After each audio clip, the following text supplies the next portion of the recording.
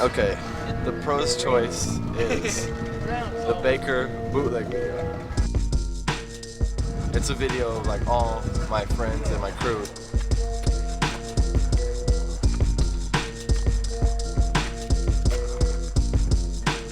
There wasn't anything, but when it got made, made us start to think about how we were gonna form the company and everything like that. And it just has all my friends in it.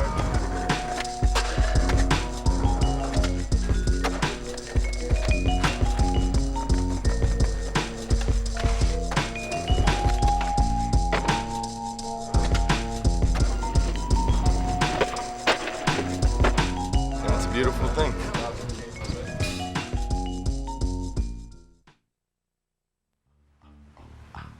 These AMs are just taking over the world, you know? Like, god damn. I mean, look at skateboarding now. The bar has been raised. I mean, they're so hungry and they're pushing each other so hard. The caliber by which they're judged is ridiculous. It's scary. Team managers today are facing an ever-increasing number of young amateurs, some practically unknown, with skill levels that seem incredible, especially considering the short amount of time many of them have been skating.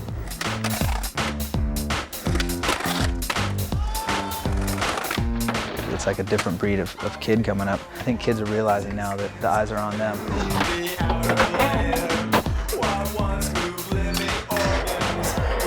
With almost every skate company in existence showcasing one or more amazing new young riders, many kids are finding themselves being offered a salary long before even considering turning pro. And that's kind of confusing for them, I think, because I don't know if they're skating for the right reasons then. They get caught up in this whole business side of things, and skating to them takes on a different form. But at the same time, there's another side of that. If you're ripping and you can see yourself having a future in skateboarding, by all means, make a life out of it and look out for yourself.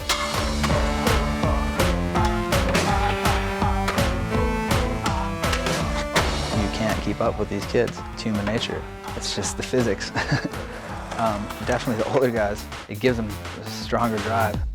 I think it's safe to say that most AMs are seriously better than the pros.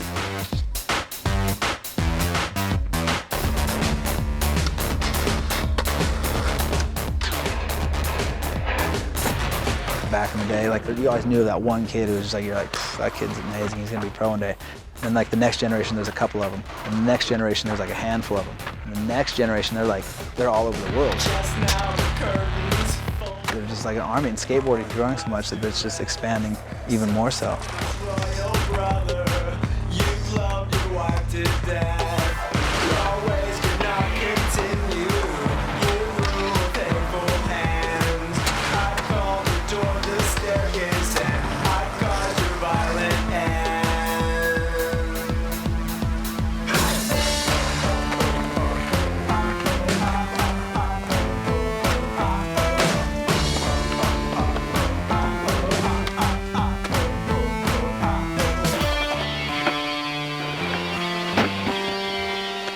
Attitude, their whole persona, it means a lot, because you can tell when someone's skating. I'm just keeping my eyes on these new AMs and seeing who's gonna make it and who isn't. You gotta earn it, man. You gotta put in time. That's part of what I gotta do with these guys, is help them grow. Jeremiah is amazing. He's got such talent as a skateboarder.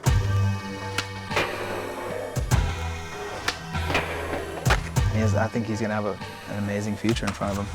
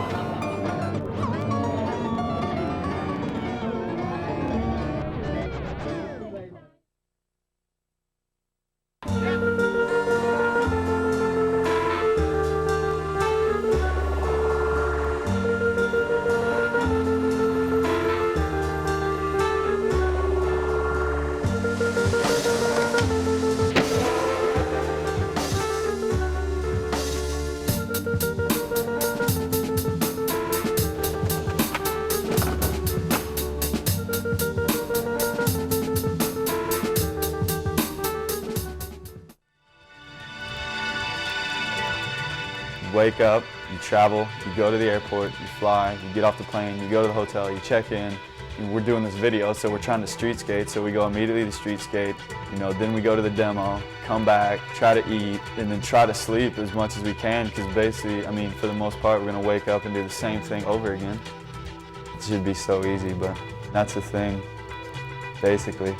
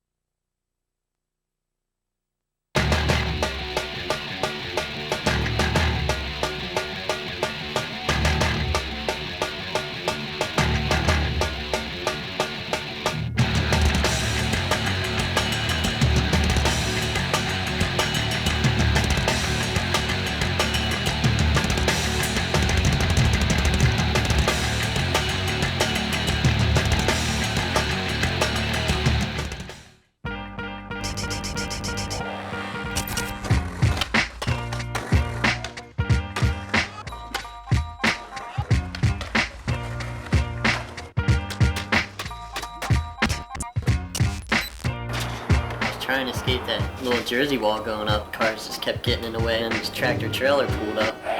It's been a crazy 10 years, man. It was basically just one big party. We're just gonna go back, give you a little video chronological collage to just kind of show you what I've been doing over the past 10 years. He's crazy. He listens to the worst music, like Britney Spears. Like, he's always just joking around. He's never serious. He's just having a good time when he skates. We're like the Three Amigos, the Three Musketeers. Oh.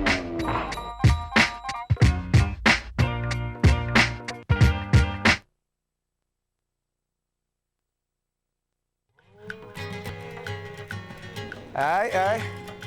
What's up? It's Chad Muska, chilling with Dustin Deerdorf.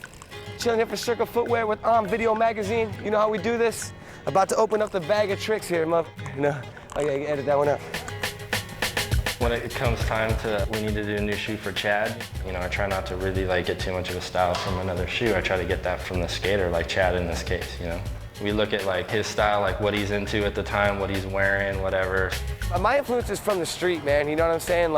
I'm constantly on the streets riding my skateboard and influenced by everything I see. I think that a balance between the high fashion world, the skateboarding world, and then just the regular street trends that you see on the streets.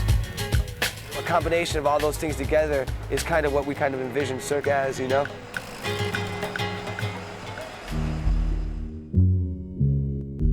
This, kids, is how shoes are made. Computer and your brain. The world's greatest computer is right here. The way that the process usually goes, though, you come up with a concept, it takes about a week getting it down on paper. Something we had kind of talked about for a while is doing a really good inner sock for a shoe. Just different than it's ever been done before in a skateboard shoe. From there, I just kind of work on some sketches and email it over to Chad. We get on the phone. And it was we were both just on the same thought process, ready to go, basically, you know? Once we get something on paper, how we kind of want it to be, then we'll take this and start forming it into the computer drawing, actually. Get a computer drawing going so we can check out some color blocking, you know, how it's gonna look, put some details on it, put the logos on it. Then we got a finalized, okay, this is it, this is the shoe, done drawing, you know.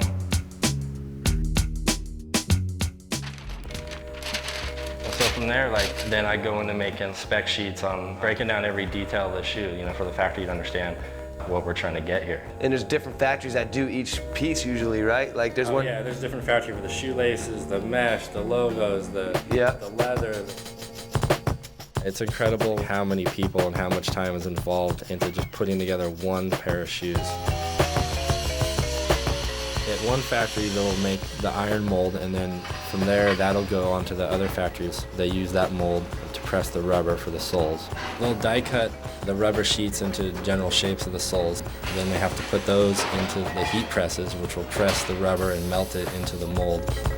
Then they have to take it out, and then they'll pull it out, and then you got basically the whole sole. And then they take it to a separate area where they will cut the excess rubber around the edges and finish off the edges.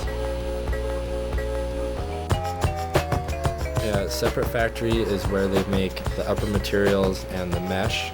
All that's woven by machines for all different types of materials. Also at those places, the fabric is dyed depending on whatever color we need. At that point, basically when all the components are made, then that all goes to the assembling factory where the upper is all stitched together, the labels are put on.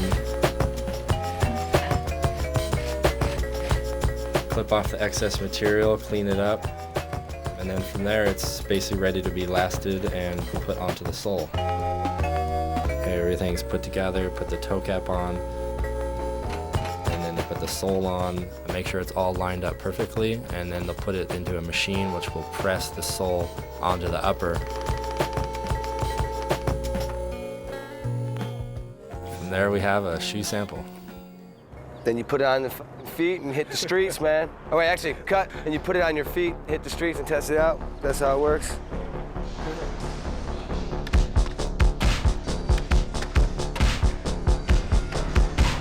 The park is a pretty good place because if you know you can come here, you can bring a couple extra sets of shoes, to test them out and figure out what needs to be changed on them and stuff.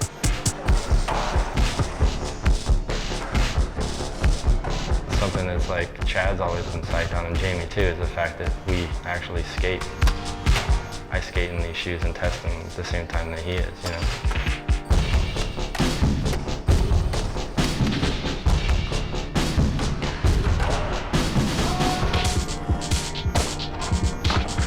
Each person seems to mess shoes up in a different way, so it's good to have a few different types of people skate the shoes,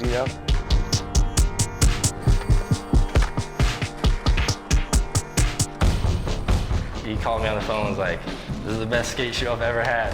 That was from the first sample that he rode. We were really on point with this one as design-wise. And then I think mainly the toe cap was like a different mold. We had to get a better mold so it didn't hurt your toes against the end of it. To me, it's really crazy, man, because with us, it just seems like our relationship with the factories just keeps getting better and more solid. The communication just gets there more. I mean, the first sample we got from this was really close. So once we get through all of the corrections and testing to the samples, then we end up with a final confirmation sample, which is basically a perfect sample. From there, the shoe is ready to go into production, which is in China. It's about a 3-month process. From there, the shoes are shipped to us in the States. And finally, about 1 year later from where we started the process, we're ready to ship it out to the stores. Little B, come here. We need a cameo appearance. What do you think about the new joints, man? You know, they're pretty hot, man. You know, I have to put them on and everything. Yeah, I like them, man. They're flexible, you know, pattern feels good. You know, I think it'll be a top seller. Oh! Brandon, blessed by the homie, man.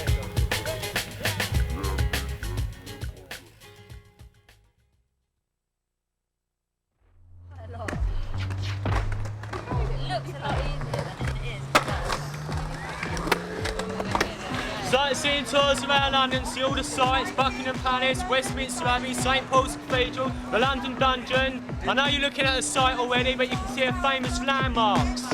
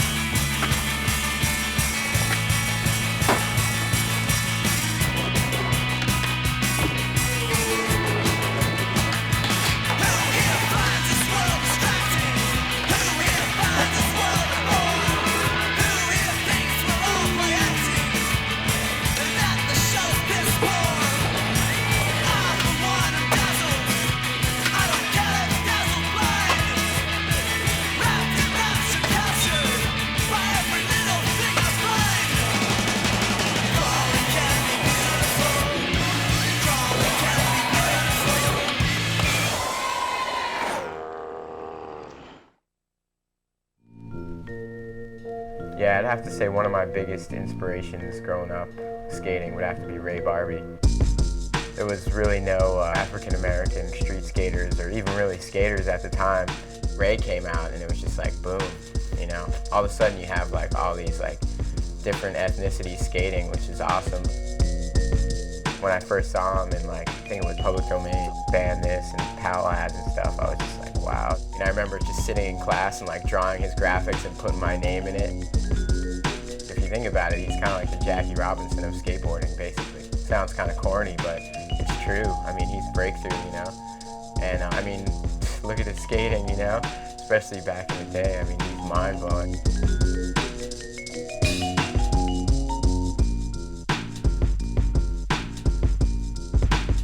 He's just like an awesome breakthrough person.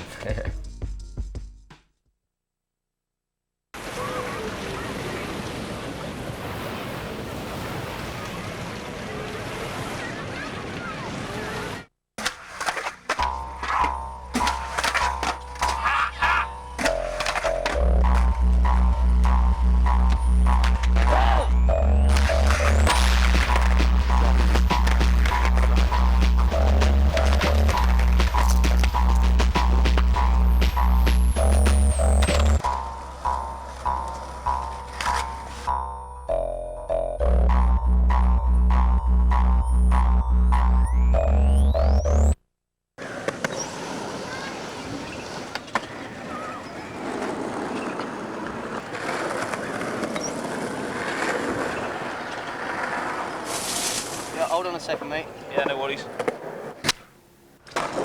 Easy geezer, what's up, man? Oh, not a lot. We'll see what you're up to later. Hello? Hello? Ah, bollocks.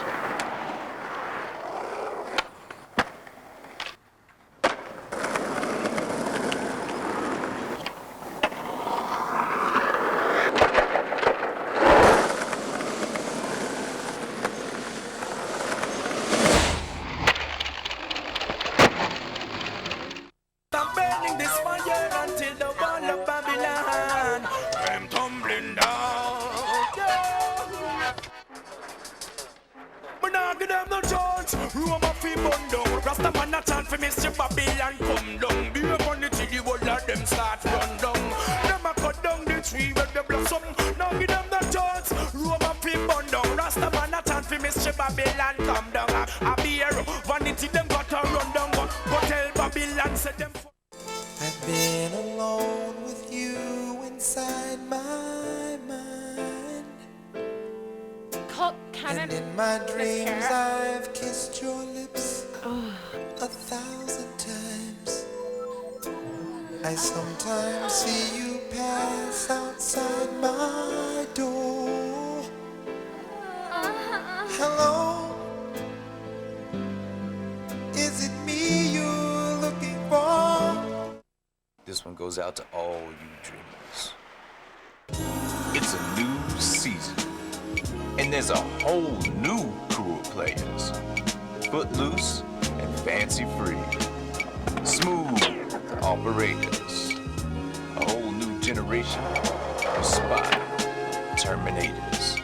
Oh yeah, these guys are dedicated all year round.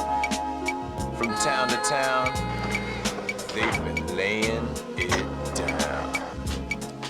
It's an exclusive club of young guns, having fun, keeping it tight. Yeah, that's right.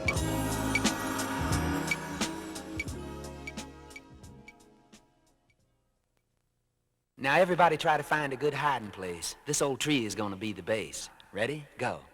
5, 10, 15, 20, 25, 30, 35, 40, 45, 50, 55, 60, 65, 70, 75, 80, 85, 90, 95, 100, ready or not, here I come. Apple, peaches, pumpkin pie. Who's not ready? Holler I. Oh, all right, I'll count it again, but you better get hit, kid. Here we go. 5, 10, 15, 20, 25, 30, 35, 40. I can see. Bro, leave Cherry Park for once, bro. Go somewhere else. Went to FDR, and I think we got a good portion of his part done in one night. He started like, no, we can do it. I was like, all right. He said he was gonna grab my skateboard out of my hands and break it over my skull. So more denim going, a lot more Axl. He turned into Axl Rose. I was on the plane and I looked down and I actually saw that happening. What the hell, dude? Who's nose manual? And this is insane.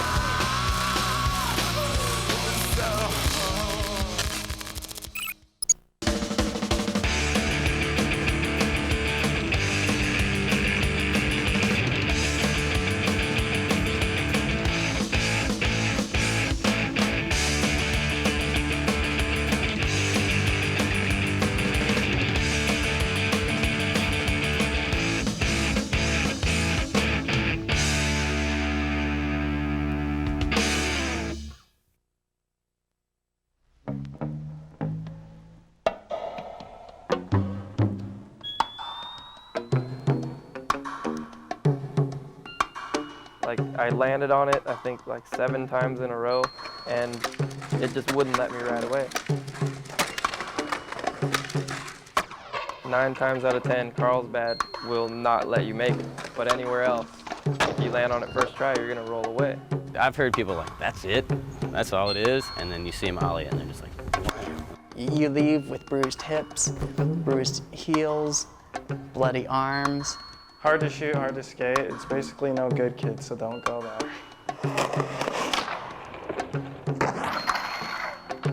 Carlsbad, California, city by the sea, with its endless summers and a myriad of skater-friendly schools, has been a nurturing ground for many of Southern California skateboarders. Every weekend we'd go down there on Amtrak and just skate all around San Diego, all the spots. And that was one of the spots that was just a school in Carlsbad, and there was all kinds of spots at that school too, not just the Gap.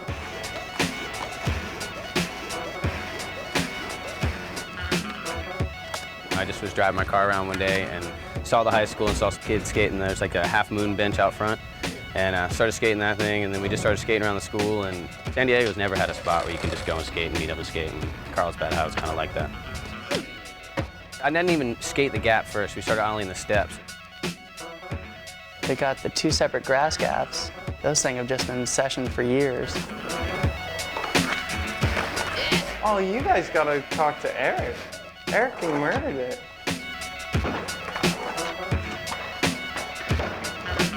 I remember we'd just go there and skate the small gap. As soon as you rolled into the grass, you're falling off anyway. So there's lots of old footage of people just landing stuff, hit mud, and then fly into it, you know? Everyone got all dirty, the board gets, you know, mud all over it. One of the first times that really started skating the Gap was I went there with Deerdick and a few people. It was after like a contest in Oceanside or something. And it's just, you know, ollies went down, and then, you know, I started to try a couple kickflips, and he started to try a couple kickflips. I just willed that thing to the ground and just put it down and just like, you know, like rode for a second and fell, and I was just like, oh, I got it, you know, like. And the very next try, Markovic nailed it. Even though it means nothing at the time in my youthful age, I was just like so heartbroken, like, just like, you know, even though he fairly won it, I was so heartbroken on some like, that was my cup, that could be my cover, that could be me, but no, it was Markovic, you know. That was pretty much the first day, and then it was just on from there, you know. Everybody started dropping tricks. It was a pretty sick gap, you know. Still a sick gap. The many challenges of the Carlsbad Gap have earned the respect of those who've been there.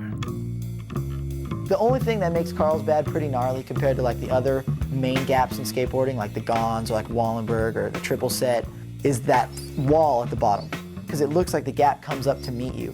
The closer you get to the handrail, the taller the gap got, and the closer you got to the wall, the smaller it got. It wasn't much, but it was enough to where you feel the difference when you hit the ground. And there's a big crack. It's far enough ahead, but if you're pushing, you got to know that it's there and know what you're getting into, and then just do it. You hop over this crack, and then you go flying off, and sure enough, there's the uphill curved landing with a crack at the bottom too. It's sort of an uphill landing. No one really knows that, but it's like an uphill landing. When you land, it just slides out, and that's another hard thing. You land so hard, you got to stay straight. As soon as you lean back a little bit, one way or the other, it just starts sliding. I've seen people ollie it and land perfect and just whoa. Stories of near makes and slams are as infamous as the tricks accomplished there. Sean Rogers just called me up like, yeah, you want to shoot? My crank landed on an ollie hard flip. I swear to this day, if there was no uphill, a lot more tricks would have gone down. I went there with James Craig one day, and he was trying to get a switch hard flip down it, and he was landing on it so good. And just uphill landing got him again. So I was with Kane Gale a couple times on backside flips when he was trying them. Just devastatingly sticking every single time, flying backwards, you know. More heads have been hit at the Carlsbad Gap on film than I can think of at any other gap.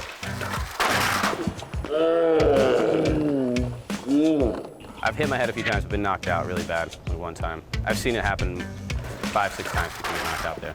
I did one where like I 360 flipped it, whooshed out and hit my head. And like I'm still sliding as I'm coming up from hitting my head, you know, and it's just, it's really hard to deal with. If you watch the footage of people slamming there, you can hear the bones hitting the ground. Like there's a sound and a crunch like that's so bad.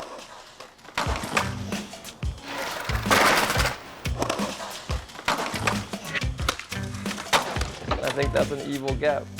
I think it's got a little mean streak to it.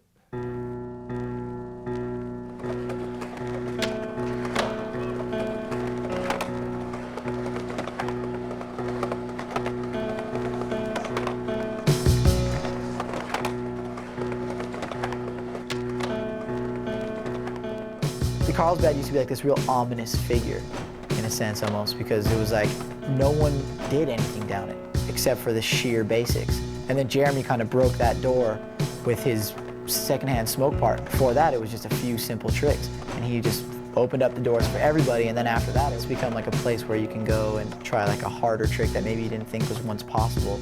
I mean, he blew the doors right off.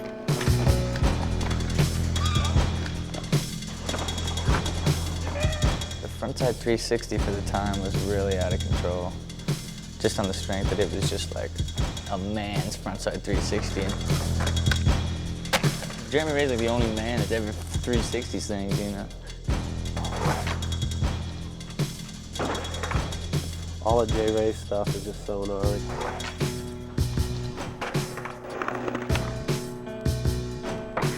I watched right there as he backside heel flipped that thing and landed. Made it through the uphill landing, curved around. I should give Alfonso Rawls little props for lip sliding the rail. You know, you get the wall at the bottom of the rail, and the rail's got this kink on the end of it, you know, and to me, that's way gnarlier than anything that's been done down the gap.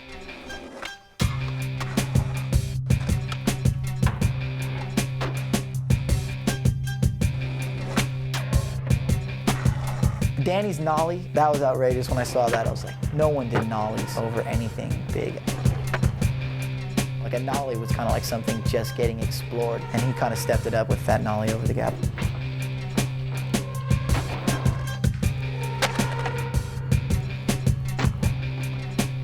Josh Casper used to go there and he would just skate it like a normal gap, like even when he's not filming, just do tricks down it. I even went there and I skated it with him one day, and he did a 360 flip down it that day, just threw it out there. He ended up doing a heel flip over the rail too, like over the rail and over the gap. I hadn't seen anyone skate it like that before, so that was pretty cool. Chris Cole switch frontside heel flip. You guys got that? That like came out of nowhere, you know? Brandon did that switch hard flip, man. It was like when he was pushing up to it, it looked like he might have caught something, you know what I mean? And then he was just like, you know, screw it. And just, wow. Some tight shit.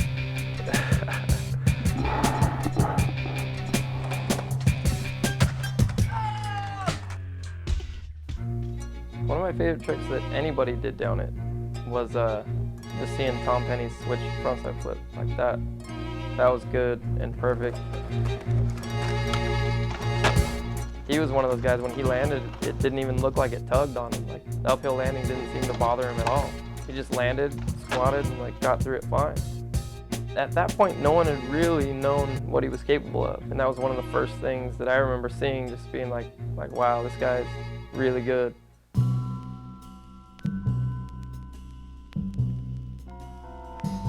As skateboarding evolves and skaters search for bigger and better obstacles, only time will decide if the Carlsbad Gap will continue to be relevant. That type of obstacle is so rare these days because everything is so illegal, and it gets just like attacked and destroyed and like it's gone before like 3 magazine issues, you know? It's really up to the kids now that are watching the videos. People are really paying close attention to everything that everyone's doing. And it's really up to them if it's as important as it used to be. There's more stuff to be done down that thing. I'd like to go back. It's not over. The session will go on.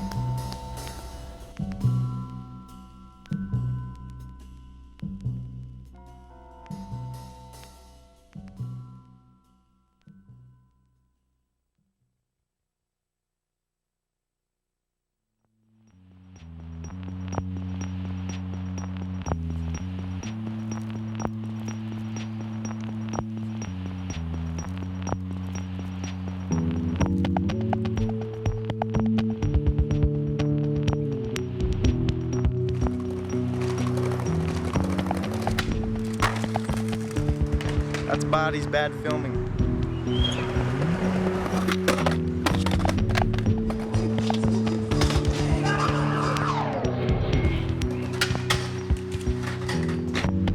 Excuse me. My friend's trying to skateboard right just at the very spot. And I was gonna say, if you want, just even right there would be fine. Skateboard, frankly, I'd sooner I stayed. I hate them. Have a nice day.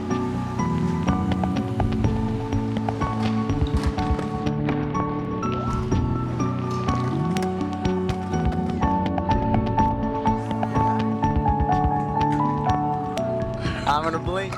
Shredding harder than most of the pros.